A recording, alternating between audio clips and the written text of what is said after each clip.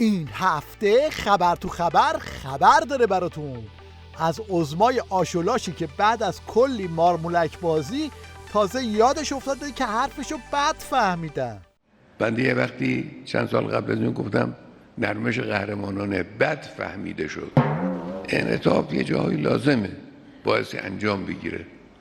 همون معنایی که ما در تقیه معنا کردیم، یعنی وقتی شما در یه جایی دارید حرکت میکنید به یه صخره‌ای میرسید که از اون عبور نمیتونید بکنید، یه راهی پیدا کنید از کنار صخره و عبور کنید.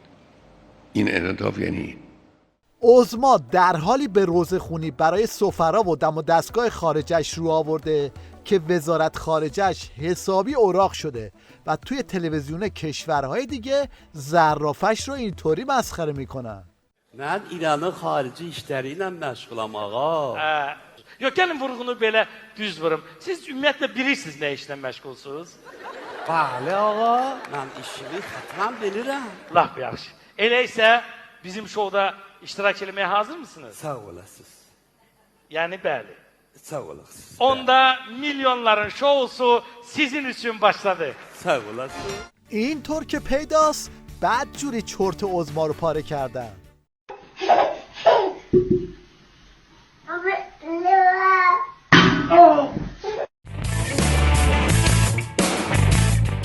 توی این اوضاع و احوال بادکنک رئیسی هم ترکیده و حتی تو استبل ولایت هم پاچشو ول نمی‌کنن. آقای رئیس، امروز مردم مشکل جدی در حوزه قیمت‌های مواد پروتئینی به ویژه مرغ دارن. امروز بخش‌های مختلف از شهرهای ما واقعا مرغ گیر نمیاد یا با قیمت‌های بسیار بالایی که حالا من نمیخوام قیمتشو مشخص کنم فردا سبب سوء استفاده بعضی از دلالا بشه. خلاصه که این به هم پریدن ها توی نظام ادامه داره و تموم بشو نیست. Now the half crab by Roman Reigns has it locked in. Will Jordan tap out? Jordan's in the center of the ring. There's no escape from this. Kid might want to tap. This is a lesson right here, guys. Roman Reigns, great strategy, targeting the bad knee. If you want to roll with the big boys, this is the kind of pain you got to deal with on a weekly basis. Jason Jordan. Jordan trying to will himself to the bottom rope, but the big dog readjusts.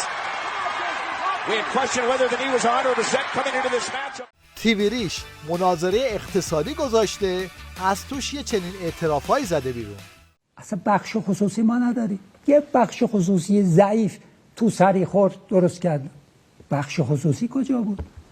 خصوصی سازی همش خصولتی شد، همش دولتی شد. اینا خصوصی کجا بود؟ هم با همه بله اولش گفتن خصوصی سازی میکنیم، من ازش دفاع کردم.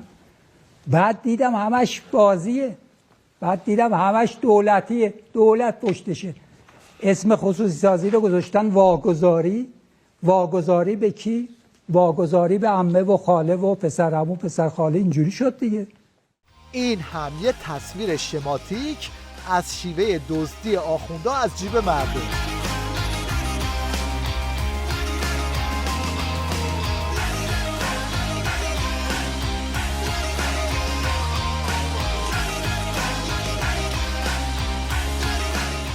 توی این وضعیت بعضی‌ها هم حرفشون رو تو فضای مجازی اینطوری میزنن.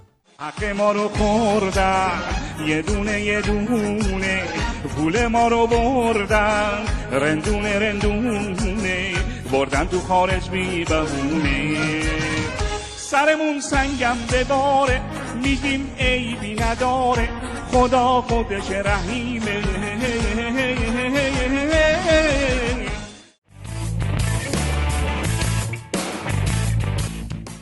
مشنگستان این هفته رو با این سوتی آخوند رئیسی تو به اصطلاح نمایشگاه کتاب رژیم شروع میکنیم که باید درمانی رو به کتاب فروشی ها هم برد.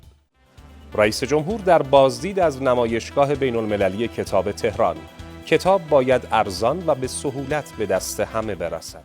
این نجم آرپیجی رو هم آوردن که اینطوری برای عظما تبلیغ و بازارگرمی کنه.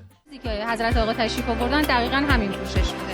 همین پوشش با همین مقدار حجابی که داشتم. ایشون اصلاً نه ایشون، حتی بچه‌های حراست هم کسی در مورد این که حتی من روسریمو جلوتر بیارم یا پوششم متفاوت باشه هیچ گونه صحبتی نشده. من پوششم رو خودم انتخاب کرده بودم و اینجا حضور داشتم. این مداح پشمالو رو هم آوردن وسط یه نمایش مسخره تا ترانه من دختر آینده هم بخونه. دختر ایرانم، من دختر ایرانم، من با اصالتم دختر ایرانم، کوه نجاتم دختر ایرانم، دریای عزتم دختر ایرانم، دختر ایرانم. اینجا هم نمایشگاه گذاشتن که مثلا تولیدات داخلی رو کنن، اما خودشون پنبه خودشون رو میزنن. خب امروز میبینیم به لطف خدا الحمدلله بازارمون کاملا در تسخیر چین هستش. حتی ایران خودرو سایپامون موتور و قطعاتشون که الان هست دیگه در این نمایشگاه و من فقط یه خورده از این عزیزان چینی رو کم میبینم، اما آثارشون همه اینجا هست و تبریک میگم دست همه این عزیزانی که از تولید و اشتغال حمایت کردن، جلوی واردات رو گرفتن، برندهای جهانی رو نذاشتن بیان. واقعا زحمت خیلی زیادیه، باید ازشون حتما تشکر کرد که ما رو به یکی از استانهای کشور چین تبدیل کردن. البته این دست روکنی ها تو نظام ولایت همه‌گیر شده. یه نمونهش رو همینجا ببینید. افغانستان از ما بیشتر مالیات میگیره، افغانستان از ما بیشتر مالیات میگیره و این در این که دخالت دولت در ایران صفره. دخالت دولت در ایران پول نفتی چی میشه؟ پول نفت کجا حساب میشه؟ اتفاقی درآمد نفتی کجا میاد؟ آقا میگم پول نفت چی میشه آقای علیزاده؟ پول نفت چی میشه؟ پول نفت هم یعنی چی؟ خب به جای مالیات نفت رو داره دیگه. نفت مال مردمه دیگه. دولت میگیره پولشو خرج میکنه.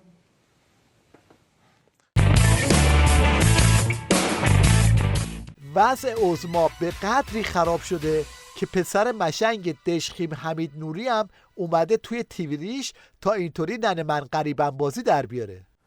این پای انقلاب وایسادن عشقش اینجاست دیگه که آقا پدرت داره از 100 جا میخوره، BBC میزنتش، تو دادگاه میزننش. بعضی از مذهبی‌ها برای چی رفته؟ 1000 بار توضیح دادیم بابا یه طراحی بوده، به خدا نیاره اون روزی که آدم فریب این طراحی‌ها رو روی محبت بخوره. یکی دعوت کنه این بلند شه بره بدون همش دام بوده. چیز خیلی سختی نیست، یعنی بعد بیان جوری جلوه بدن، صداهاشو تقطیع کنن، چیزایی که گفته رو ببرن بذارن، خب یه چیز دیگه رو ارائه کنن و هیچ کسی هم اینور پاسخگو نباشه، دوستاش نیان وسط، رسانه‌ها نیان پاسخگو باشن که بابا این آدم تبعه ایران بوده، بچه انقلاب بوده، اصلا پای نظام وایساده، داره اونجا وایسای دادگاه داره صحبت میکنه، از تمام نظام دفاع میکنه. چه دل پوری داشتین شما. حکایت آخوندهای جانی حکایت این تمساهه که فکر میکرد کار پلنگو تموم کرده اما خبر نداشت که تازه اولشه. El Dorado.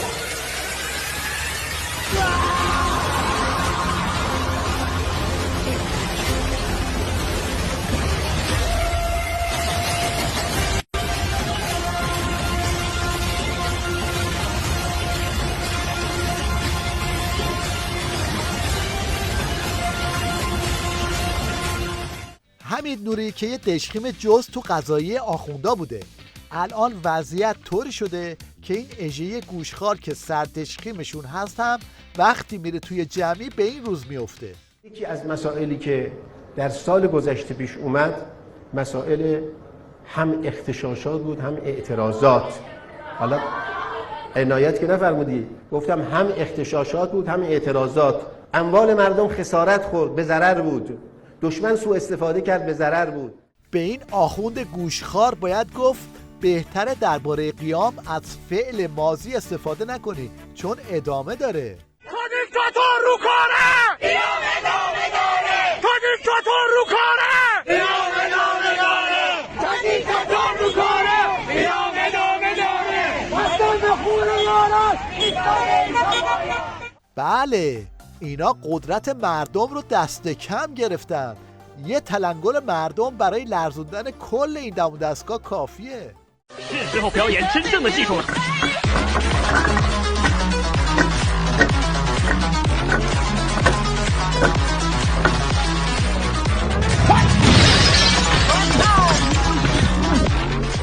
حالا که تا اینجا اومدیم یه نگاهی هم به یه دستاورد جدید در زمینه خودکفایی و تولید انرژی بندازیم.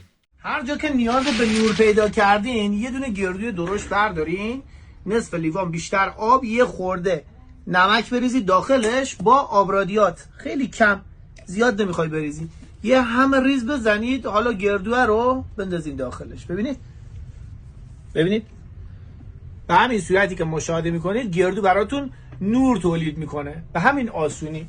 اینم برق خاموش که نورشو ببینید.